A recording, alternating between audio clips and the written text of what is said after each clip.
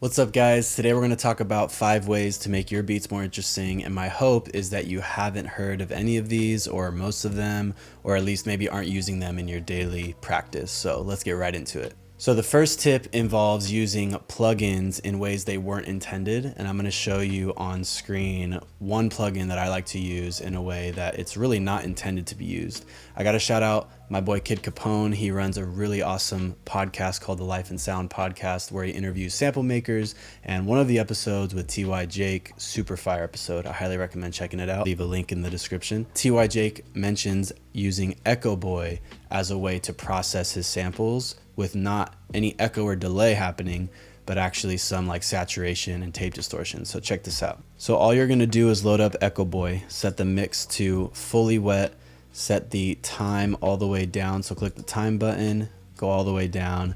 And then essentially what you have here is no echoes, no delays happening on the sample or on the sound. But what you can do is you can click on this and you can choose different types of tape, distortion, digital chorus, saturated, fat.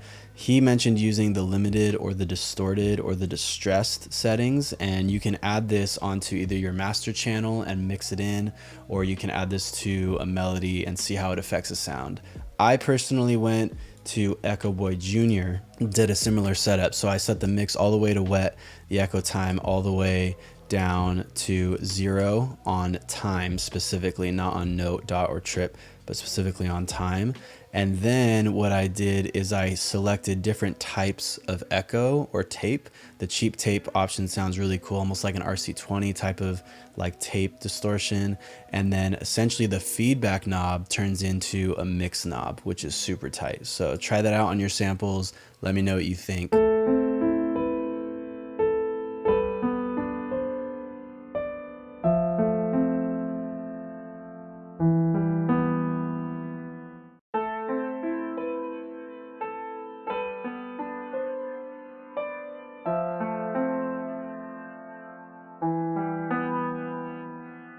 So tip number 2, I really like. I actually am making a free sample pack that's kind of like a toolkit with my boy Kid Capone, who I mentioned earlier. And we're adding in a couple effects racks chains for free. This is gonna be totally free. So follow us on Instagram if you wanna know when this drops.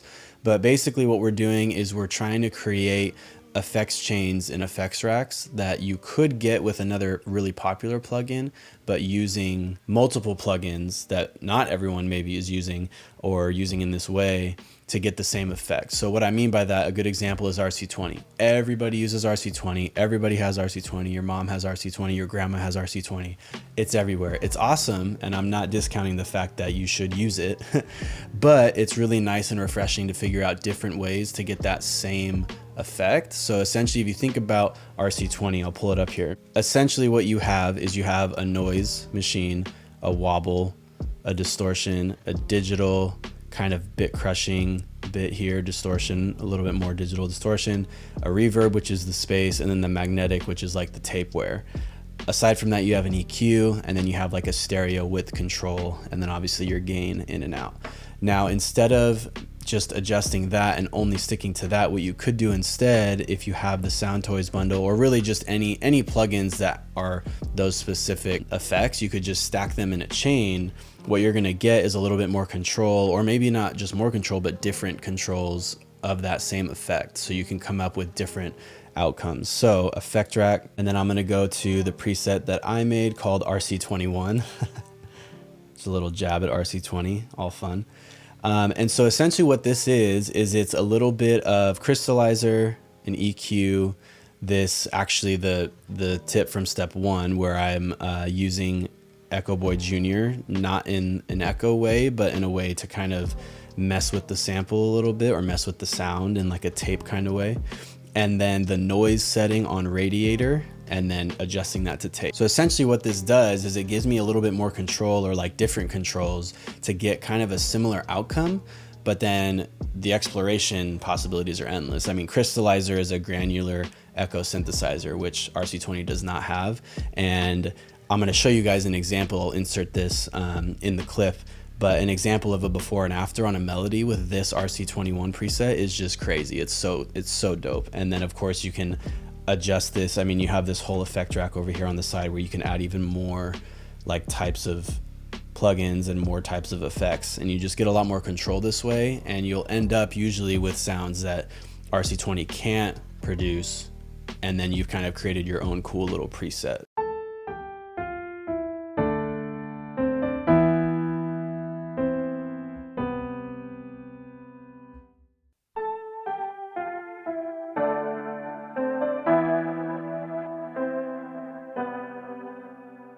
This is a really cool way to get similar sounds that people are looking for, but not that everybody's using, if that makes sense. Moving on to step number 3. So this one's a little different. This is actually collabing with, or if you can afford it, hiring session musicians like on Fiverr, etc., to replay your melodies. So if you come up with like a piano part and then you layer maybe like some strings and then like a choir, see if you can find people on Instagram. I'm sure there's plenty of people who would be willing to collab with you, and you guys can all split the beat sale if you end up selling that beat. Obviously be fair and try to come up with something that works for everybody, but try and find people on Instagram who play those instruments, and then send the piano player the piano stem, have them replay it with a real piano.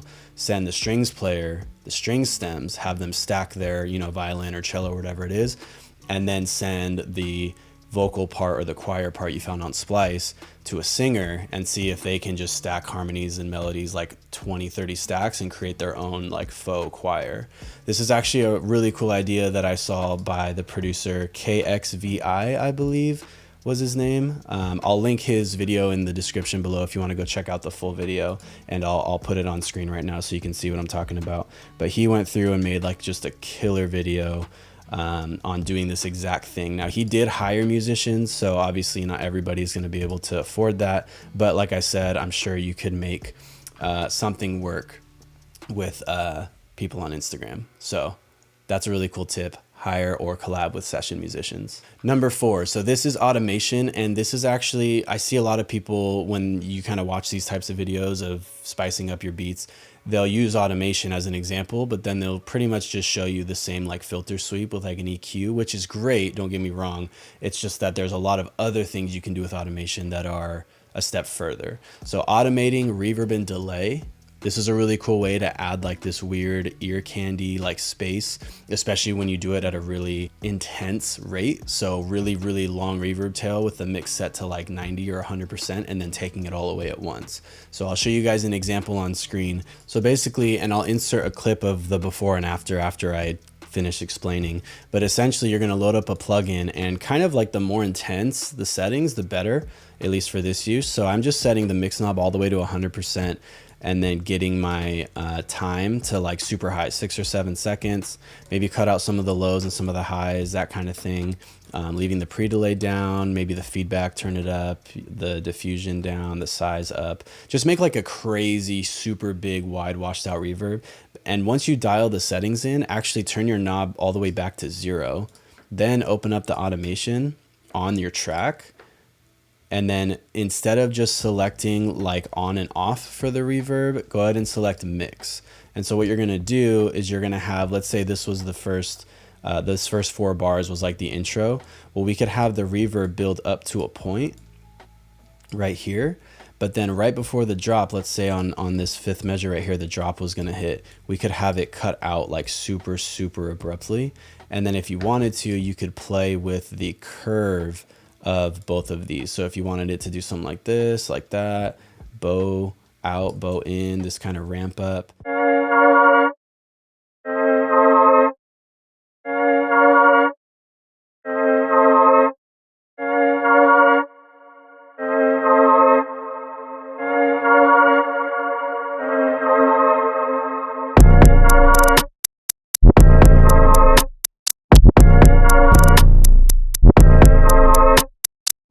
All right, tip number 5. Now this one is a little bit more on the pricey side, especially if you're trying to get really boutique stuff, but I will recommend starting on like Facebook Marketplace, reverb.com. Be careful with stuff like Craigslist just so you don't get scammed or whatever, or meeting up in person, it can be super sketch. So be safe when you're doing this, but getting guitar pedals to run your sounds through, you don't have to just use guitars on guitar pedals. And I think that's a misconception a lot of people have. It's like, well, why would I need a guitar pedal? I don't own a guitar. You can run all of your audio and all of your samples and all of your melodies through a guitar pedal and then back into your DAW, and then adjust the guitar pedal in real time to get really cool artifacts. So I'm actually using this, I think it's a Dare Electro or Dane Electro. Oh no, that's an N. Dane Electro. It's a delay pedal, but it's actually been modded by JHS Pedals, and they're a super awesome pedal company. If you haven't heard of them, go check them out. They actually just released like a simple line of plugins, a simple line of pedals where they're all like 99 bucks, and you just get like staple. I think it's like the 3 knob series or something like that. Like there's only 3 knobs or something like that. I don't know. Go check it out. I'll put the link for that in the description as well. But basically they're making some affordable versions of their really expensive, oh my God, these plugins. Affordable versions of their more expensive pedals. So check out pedals. Pedals are really cool ways to get really cool sounds that maybe other producers aren't because they don't have this pedal. I've never seen another producer use this. This honestly was just sitting in my closet. I got it from a friend as a gift like 7 years ago. I thought it was broken, and my boy kid Capone came over to make some samples with me. We plugged it into his power supply and it actually turned on. So my power supply was just busted. So yeah, check, like if your dad plays an instrument like a guitar or something, go check his closet, go to a thrift store, Facebook Marketplace, whatever. You can find some free or cheap pedals that are gonna add crazy textures to your samples and melodies. All right, and then this is another tip. I know I said 5, but I'm gonna just go the extra mile and give you a 6th one. This one's a bonus. This one's kind of different. This is actually to get off of YouTube and get off of Instagram. I know you're on YouTube right now, so this is your encouragement after this video, after you like and subscribe, to get off of YouTube, put your phone aside, turn on do not disturb mode, and then just keep practicing making music. Whether you're making samples, beats, whether you're writing songs, whatever it is, spend more time making the music that you want to make and less time trying to learn how to make it, if that makes sense. Obviously, we all have to start somewhere and we all have to learn the basics, but most of you, I would say, or I would guess, are at a point where you can make really good music. It's just that you spend more time on YouTube trying to learn more because you're afraid that you're not good enough. And I want to say right now, you are good enough. Your ideas are valid and they are worthy to be put out into the world. You just have to do a ton of reps to get to the point where you're making things that are really, really high quality. Most of the time it comes down to mix and simplicity. A lot of the time it's not even that your beats are bad or that your samples are bad, but maybe you just don't have the know-how on how to mix. A lot of the time you're going to get better at mixing by practicing and then adjusting when you listen to professional mixes and then going back and forth. Yes, you can learn on YouTube, but I think a lot of times, and I'm speaking to myself here, a lot of times I spend too much time on YouTube and not enough time creating. So that's it for today's video. Kind of different. Just wanted to provide some gems to you guys. Follow me on Instagram. I'm making a ton of reels that are short form versions of what this video was today. Go ahead and check out my homie Kid Capone. Follow both of us if you want to be notified when we drop that free toolkit sample pack. It's going to have one shots, RC20 presets, effect rack presets, analog lab presets, and banks, Mellotron. It has so much stuff in it. It's going to be super awesome. So stay tuned for that. Hope you guys have a great day. God bless.